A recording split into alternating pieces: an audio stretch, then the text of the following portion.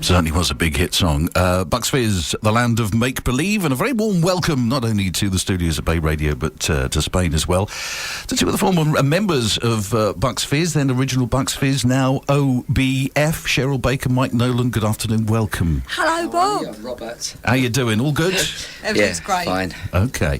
So what are you doing here for starters? Because, I mean, we usually expect our superstars to arrive in a limousine. It looks like you guys have run here. You're on some kind of regime for something, aren't you? Yeah, well, I'll tell you what, we did the OK Christmas party in December, or late November, and we were approached by someone from a company called Celebrity Fit. And they said, would you like to, because you're relaunching your band with a different name, because for legal reasons we can't use the name Bucks Fizz, you're relaunching, or you're launching this new name, do you want to launch with a new look, new fitness, like turning back the years, if you like, turning back time? And so we went, yes, please. I mean, you're not going to get an offer like that and turn it down, are you? So right. We said, yes, please. And the nutritionist and one of the sort of trainers from Celebrity Fit lives out here near to Javier, so in Pedriga. Pedriga, yeah. And so we flew out here. We've had this is the 5th day, and even today, we've been training. We've been down on the beach at Javier and the Arenal, is it? Yeah, yeah, funeral's tomorrow. We've been working so hard, and it's been great. And our food, which has been, Anne has been looking at what we eat and making sure that we eat and drink the right things, loads and loads of water. I cheated today. I had a cup of coffee in front of her, which I'm really guilty about. But, I think I'm going home now feeling fitter and healthier than I did when I came out. Has that always been part of your lifestyle? I mean, I know that the ladies do tend to like being a little bit healthy and try and get us chaps to do the right thing. Has this always been part of your lifestyle then, the healthy eating, healthy regime? Yeah, but I yo-yo. I do healthy. I mean, I recently did a big campaign in the UK, lost a load of weight, and then at Christmas, I didn't put it all on, don't get me wrong, but I did put 10 pounds on, and that's what I came out here carrying. So I'd be interested to see how much I weigh when I go home, but I know that I've lost weight, or I know at least that I'm leaner. And just in 5 days, I know it, because we've been doing 3 sessions of cardiovascular and all and weights and everything a day, and eating really healthily. So, I mean, most people do it 3 times a week. This has been 3 times a day. It's been killing us. Okay. I mean, Mike, how about you? I'm too exhausted to talk. I mean, do you like a burger and a pint every now and again? Has this been taken away from you? Are you being that fit? No, I don't drink alcohol anyway. Right. But burgers, I don't like. Don't even talk to me about food. I am really, in fact, when I go out with people, I get really embarrassed, because I am really, I'm a guy. And guys are not picky with their food. Yeah. Women are picky with their food.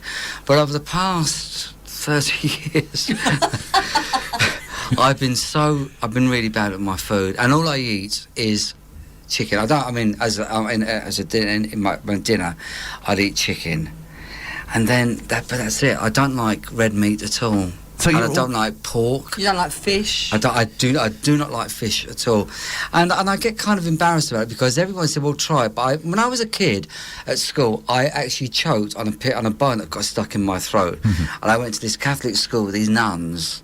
Really, I think about them now, and she saw me choking on this piece of fish I was eating, and she bashed me on the back. So she turned me upside down. She was bashing me and couldn't get it out. But I was really choking on it, and I got this phobia about it, and I just couldn't eat it since then. I was petrified of fish. Okay. And so I just never eat it. I don't like the look of fish. I don't like the smell of fish. But, that's the way I am. I'm a chicken man.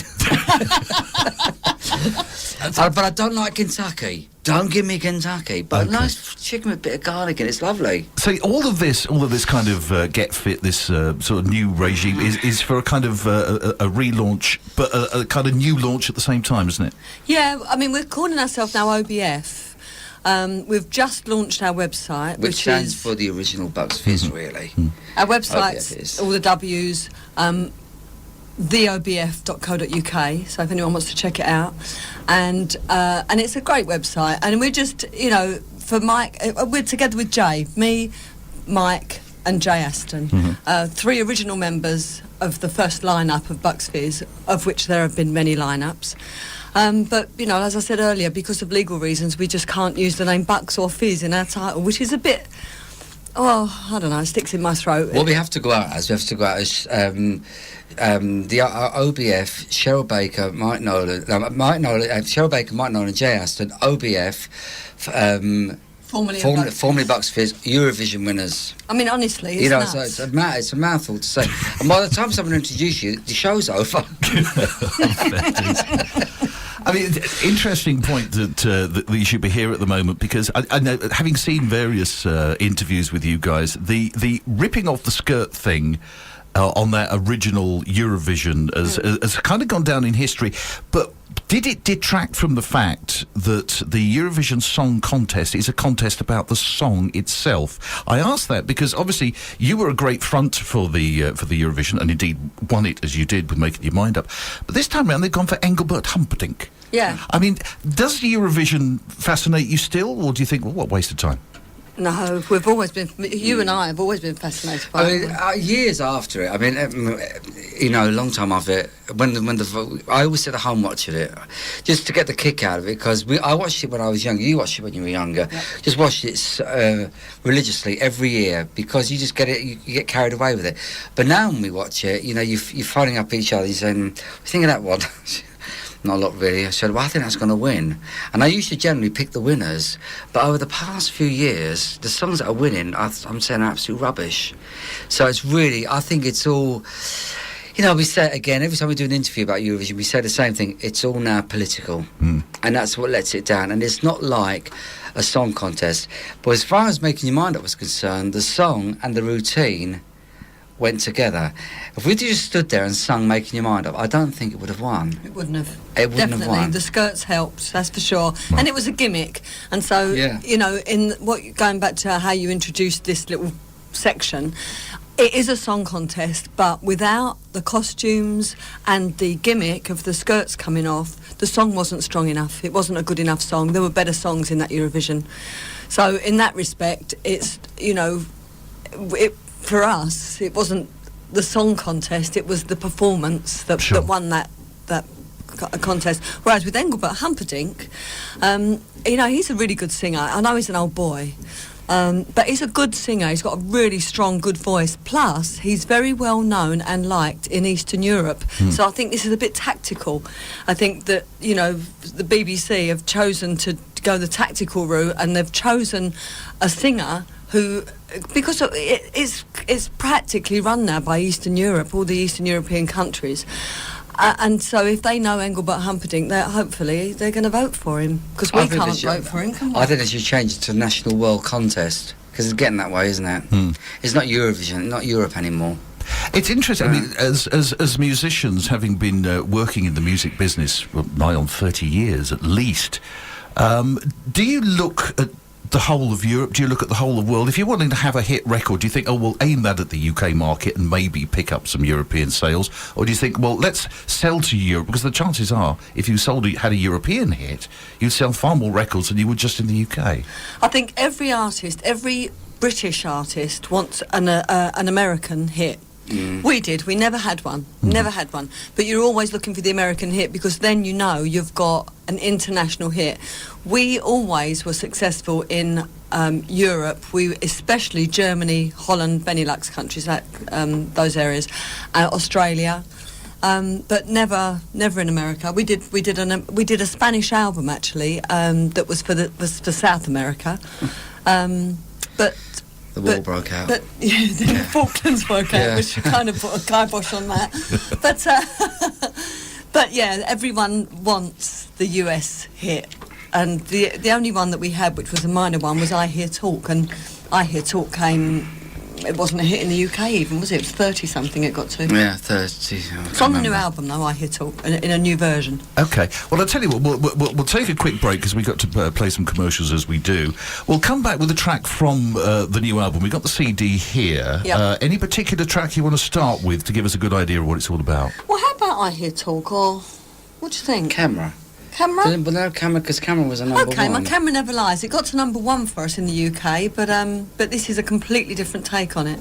OK. We shall come back with that after this quick break. It is Bay Radio 1224. New version of the classic song My Camera Never Lies, OBF, original Bucks Fizz, Cheryl Baker, Mike Nolan with us in the studio this afternoon. So, I mean, Cheryl, that is obviously one of the well-known classic songs. The album, is it all old or is it a mix? It's a mix. It's 6 of the old Bucks Fizz songs and 6 brand new ones. And it came about just because I used to sit, well, I still do actually. We sit in the lounge at home and Steve picks up his guitar, my husband, and we were just trying some different ideas out. And then I was presenting some awards or something, and someone asked me to sing. So I did this different version that Steve and I had organised of Making Your Mind Up. I did it with no instruments, I just sang it. And this agent was in the audience and he said, I want to do an album of songs like that. And so that's how the whole album came about. So where have you positioned the band? Because, I mean, in the 30 years since Bucks Fizz originally hit the charts, I mean, the music scene has changed so much. It seems to me nowadays, if you haven't got a very angry-looking person in a hoodie rapping in the middle of a record, you haven't got a hit. Where do you position your music, if you like? I know what you're saying, and you are right in that respect, but there's the other side of it now. There's sort of Jason Mraz, Jessie J, that more... Actually, perhaps not Jessie J, but the more acoustic-y sound is coming back in, which I think is great. The more real instrument. We're in a kind of transition, you think? I mean, because there are some good singer-songwriters. So, as far as you're concerned, is that where you're pitching the whole thing? I think so. And if I'm all, hand on heart, we're not going to top the album charts with our album because we're long in the tooth, But I do think that there's an audience out there, and I think that kind of music, that it's very easy listening, and it is that. If there's certainly a lot of thousands of Fizz fans that will buy the album just because it's us, which is rather nice. Well, you saying it's very easy, guy. What's his name? The Irish singer, Daniel O'Donnell. He brings albums out, and ours is like along the same. It's along the same wavelength, really. It's just easy listening, and I think if we get the play on it and the publicity on it, I think this can do really well. I really do. I'm very confident with that. Good. I said that with Making Your Mind Up. When we went to Eurovision, we're going to win with this. We're going to win with it. On the day, I changed my mind because I heard the other songs so much. But this album, I listen to, and every time I play it to people, they say it's just so different. I mean, there's even the new songs on it are really good as well. The nice thing is that when we've worked live, we've put a couple of these tracks, 2 or 3 or 4 of these tracks in live gigs, and they go down really well. We do the traditional stuff, we do all the stuff that people expect, we rip the skirts off and all that, and they love it. But when we do the new stuff, it goes down really well. So because it's new for them as well when they hear new stuff, because they know all your hits, but you sing something different that they haven't heard, because everyone's dying to hear the album at home. And it's building up. Everyone said, when's the album coming out? And I said, well, I haven't got the date yet. So I said, well, can we have a listen to it? And I might just want to play it to anyone because it's like a tease thing. So when is it coming out? To coincide with the Eurovision, which is the last week of May. Right, okay. So I'm not sure what day, but the Eurovision, I think, is 26th of May. Right. So if you give me $6.99 when I go back, I'll buy you one. I shall do just that. I just had a query, actually, because we had a couple of very successful nights last weekend, in actual fact, when ex-Simple Minds were here. Oh, I heard Played about a couple of successful nights, and one of the guys behind that has just been on the email. He said, Bob, if you get a chance, can you ask the guys if they're doing any gigs in Spain, and if not, how can I get hold of them? Oh, do you fancy doing some gigs in Spain? I mean, how does it work? Do you know, we were on that beach this morning, and I thought, well, it would be perfect to do a kind of a beach party, a beach party type show. Because that's the kind of thing we do. We do festivals, we do, the rewind thing, the 80s thing. We do old school, they do these school reunion type nights and stuff like that. We do a lot of, dare I say, gay clubs. We do a lot of those. Yeah, in England it's great what we do. And we do when we do all these gigs and everything like this, the here and nows, we do them all as much as we can. And we go out there and we do 80s medleys, We don't just do our stuff, we do all the stuff that people know of ours. We also put a couple of other covers in there that people are all going to join in. The 80s medley, everyone just joins in, and it's brilliant because that's at the end of the show and my voice is absolutely knackered.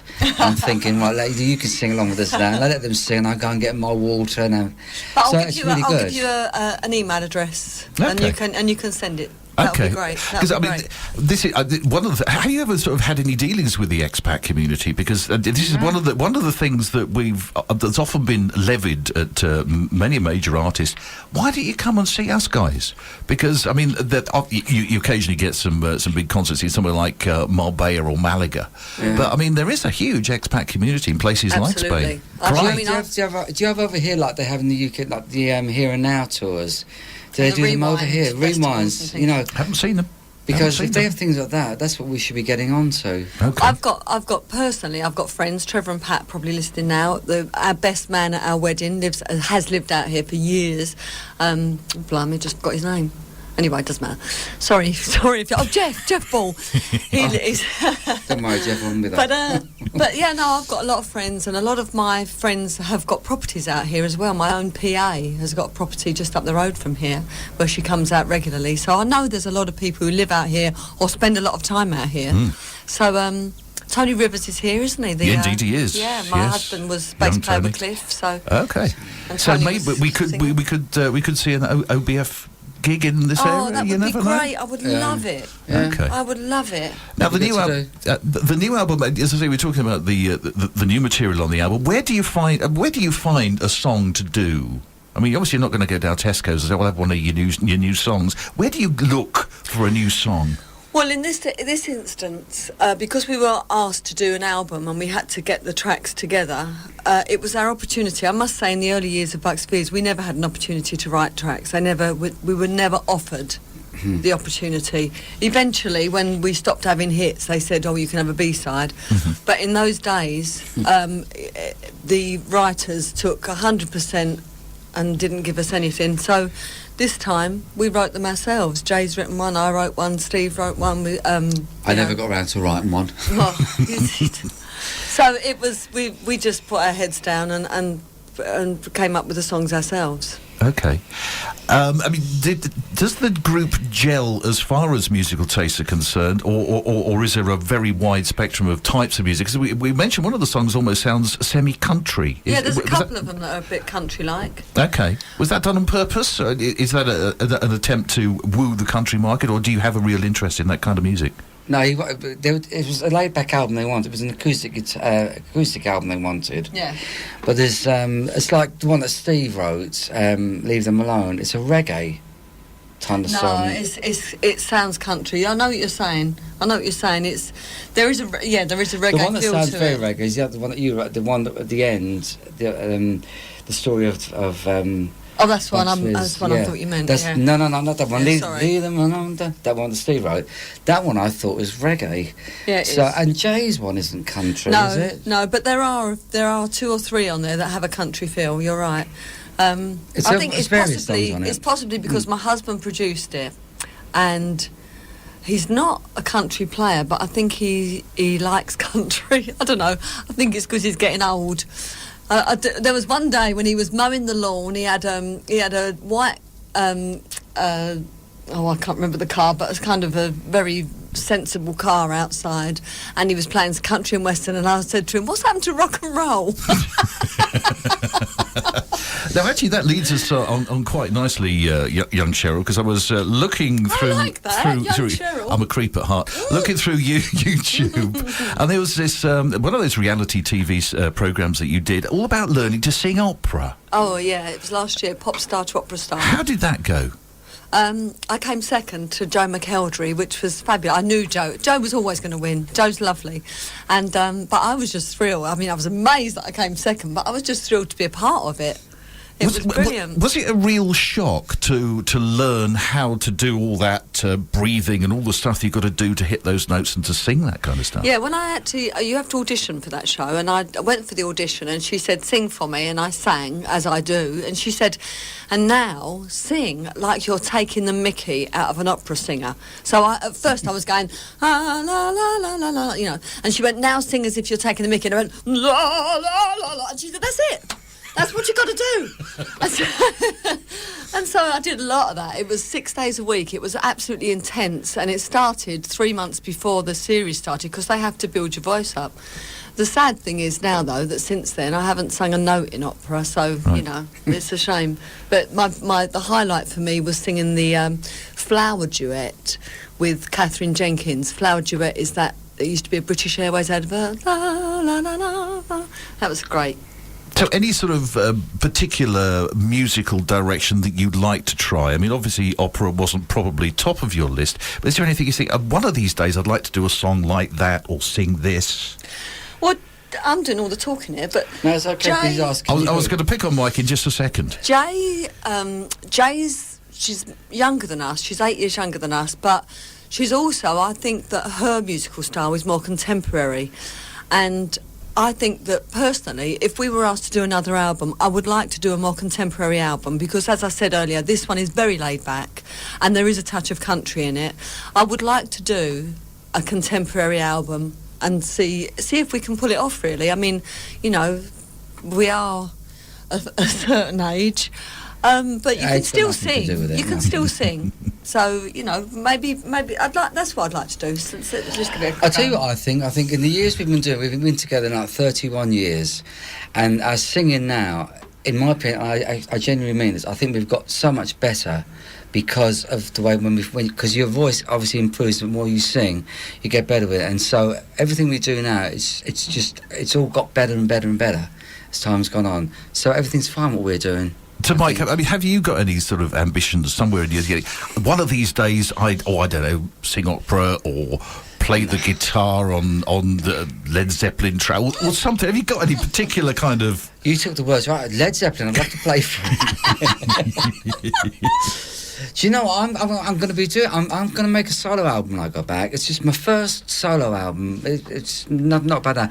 But I'd like to do an album of Irish songs. Really? Now, Cheryl, you said this to me a long time ago, and I wished I had done it.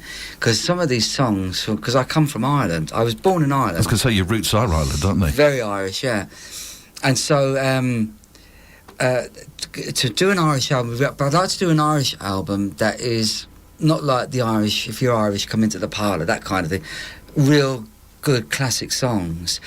But our agent said to me, I'd love to take you to the studio and do an album of 12 songs of the real classic hits of the band. Now, someone does that, and I can't think who does it. An album of all classic. But we're trying to come up with these really classic... Now, there's one song I want to try and do on this album is a song called Where Do You Go To, My Lovely? Okay. By Peter Sarsted. Yeah. Brilliant song. Now, there's songs like that I want to do, but in a kind of different way, but not too different. But just, and it might be an easy listening album, but other rock songs as well.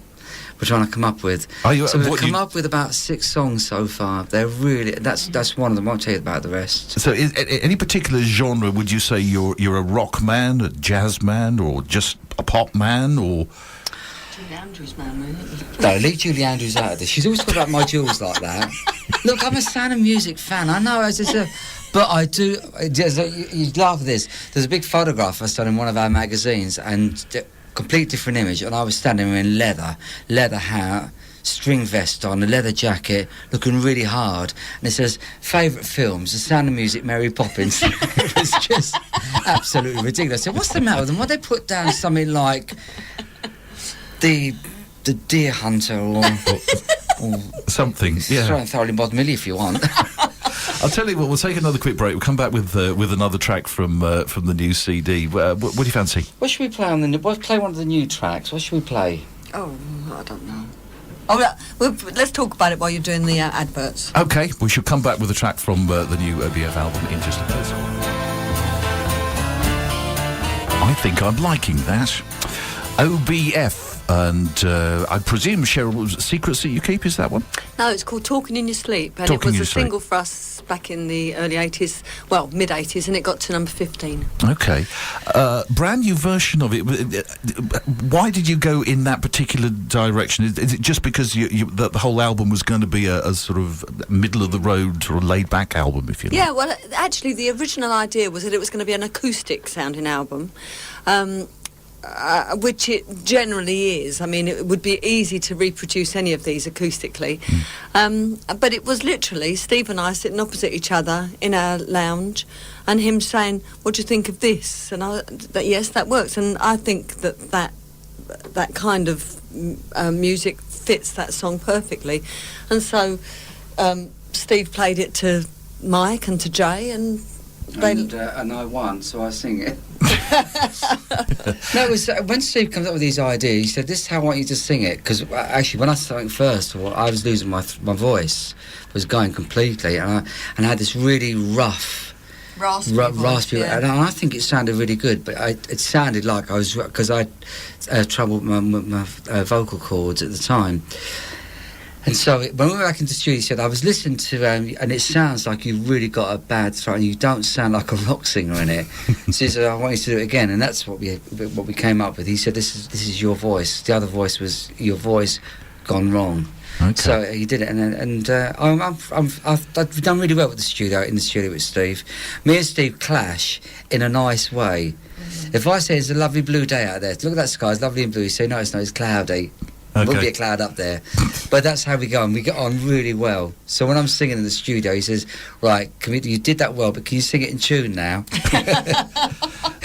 I mean, I gather it must be critically important for you, the three of you, to get on well together if you're working together like that. And as I say, not only you, but there was Steve, your husband, Cheryl. Yeah. Are you a good team? Are you good mates as well? We are now, but we never used to be. I mean, Mike and I have always been best buddies. Ever since the very first day we met, we struck up a relationship on that first day, and we've been really good. But we do fight. We do argue. Yeah, we do. In fact, the group, it used to be 4 people in the group, it's 3 now. But out of the whole group, the 2 that would really, not cause a scene, but could cause a scene, are me and you. Yeah. But you'd forget about it. As soon as you said what you've got to say, even if I say, all right, I'll agree with you, but I know you're wrong. I'd have to get my last word, and you're the same. Yeah, I know. But we just walk out, it's over, we've forgotten about it, and we go off, we have a coffee, and we talk about our love affair again. But in those early days, me and Mike got on really, really well, and Jay was much younger. When we started with Bucks Fizz, Mike was 27, Mike was 26, I was 27, Jay was just 19. Right. So, and at that age, it's a big difference. You know, when you're 10 years older, 20 years older, it's not anymore, because your kind of age is immaterial then. But when you're that age, she was just out of school. And so we had nothing in common. Plus, there were issues, you know, there were things that weren't quite right. And Bobby was always on his own anyway. Bobby was different again. So back in those days, it was Bobby on his own, Jay on her own, and me and Mike together. Now Jay's back in the fold, and we work better than we ever did before. And also we've matured as well as time's gone on. You get used to other people's ways. Everyone's got bad ways, and when you meet them, it's hard to get used to them. They're quite irritating. It's really irritating what they're doing when you work with them for a while, because with you and I never used to really get irritable with each other, but it's irritable with the others. But as time goes on, you get used to their ways. That's why they're ways they have, and you've got to get used to them. So you just get on with it, and we do. That's why we get on. Jane comes up with some great ideas. I'll tell you, she comes up with all the ideas for our costumes. She's got a great. She comes up with amazing looks and things, you know, and like the album sleeve, and she's very, what's the word I'm looking for? Talented. That'll do it. Very quickly then, because we are running out of time, believe it or not. It's rattled by. We've got the new website. The website's got all the tour dates. We've got the new album, which is coming out next month. I mean, what's the sort of near highlights that you're looking forward to? Are you off on tour or anything? Well, no, because we're just launching. That's the thing. We want to, like you said earlier about doing gigs over here. We now, as OBF, and to repeat the website, it's theobf.co.uk. We want to fill our diary with gigs and let people know that OBF is me, Mike and Jay Aston from the original lineup of Bucks Fizz. We will do a tour, but initially we want to this summer we'd like to get as many festivals in as we possibly can, because that's the way that, certainly in the UK, that's what's happening now. You know, you you go and you do your festivals. I mean, we need corporates because that'll that that's kind of better. pays your wage. But get this album out the end of May, and hopefully do another one soon. Just another album would be good for us. Okay. you know, who'd have thought, Michael, in 1981 that we'd have still been here being interviewed about a new album? And I did. it's fantastic. He does. Confidence, very, you see. very optimistic, is Confidence. Mike Nolan. That's what we like. Mike Nolan, Cheryl Baker, thank you very much indeed for joining us. Good luck with the fitness regime and all the other things. Famously fit. I called it Celebrity Fit earlier. It's Famously Fit that we're doing. Because you fly back tonight, don't you? Unfortunately, yes, we do. But we want to say a big thank you to Anne and Bob who've looked after us. They've been brilliant, and to Sarah, who's been doing fitness with us as well, and we'll continue when we go back to the UK. So it's been a great time. So you've been here. You're going here. home feeling like 18-year-olds. Yeah, that's it. That's well, almost. No, 16-year-old is better. That's the Costa Blanca thing. So good to see you guys. Good Thank luck with you. all you do. Thanks, Are you Bob. going to play Making Your Mind Up? Yes, we will. I'll tell you what we'll do. We're going to take the news now, but we'll come back with the new version of Making Your Mind Up, because Mike did say he'd like to hear some feedback. If you like it, email studio@bayradio.fm and we'll pass the emails on. Fantastic to meet you guys. Good Thank luck. you. Thank you very much. much.